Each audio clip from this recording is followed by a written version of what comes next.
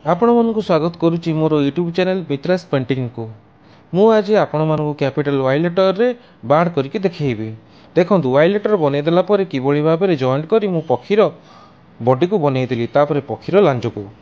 ବର୍ତ୍ତମାନ ମୁଁ ପକ୍ଷୀର ମୁଣ୍ଡକୁ ବନେଇଲି, ତାପରେ ପକ୍ଷୀର ଥଣ୍ଟକୁ ଏବଂ ପକ୍ଷୀର ଆଖିକୁ କେମିତି ବନଉଛି ଆପଣ ଭଲ ଭାବରେ ଦେଖି ନିଅନ୍ତୁ।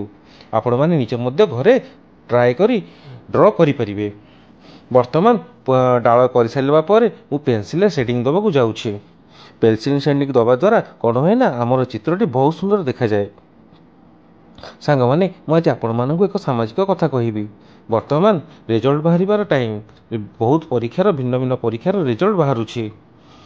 ମୁଁ ପ୍ୟାରେଣ୍ଟସ୍ମାନଙ୍କୁ ଏତିକି କହିବି ଯେ ଆପଣଙ୍କ ପିଲା ଏହି ପରୀକ୍ଷାରେ ଭଲ ରେଜଲ୍ଟ କରିଥାଇପାରେ, ଖରାପ ରେଜଲ୍ଟ କରିଥାଇପାରେ ଏବଂ କମ୍ ନମ୍ବର ମଧ୍ୟ ରଖିଥାଇପାରେ।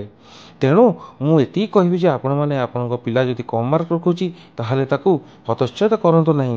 ତାକୁ ଆପଣ ସମର୍ଥନ କରନ୍ତୁ, ତାଙ୍କୁ ବୁଝାନ୍ତୁ ଏବଂ ଯେମିତି ନେକ୍ସଟ ଲେଭେଲ ପରୀକ୍ଷାରେ ସେମାନେ ଭଲ କରିବେ ସେଥିପାଇଁ ଆପଣ ଧ୍ୟାନ ଦିଅନ୍ତୁ।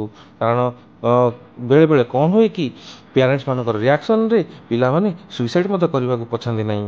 ତେଣୁ ଆପଣମାନଙ୍କୁ ଏତିକି ଅନୁରୋଧ, ଆପଣ ଆପଣ ପିଲାଙ୍କୁ ସମର୍ଥନ କରନ୍ତୁ, ଯେମିତି ତା'ର ଭବିଷ୍ୟତ ଉଜ୍ଜଳ ହୋଇପାରିବ ସେଥିପାଇଁ କାର୍ଯ୍ୟ କରନ୍ତୁ।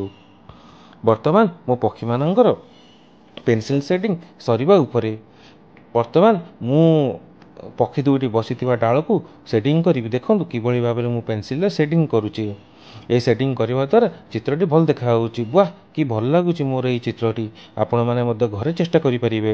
ଆପଣମାନେ କମେଣ୍ଟରେ ଜଣାଇବେ ମୋର ଚିତ୍ର କେମିତି ଲାଗୁଛି। ମୋ ଚ୍ୟାନେଲକୁ ଆପଣ ସବସ୍କ୍ରାଇବ୍ କରନ୍ତୁ, ଭ୍ୟୁଜ୍ କରନ୍ତୁ, ଲାଇକ୍ ମଧ୍ୟ କରନ୍ତୁ।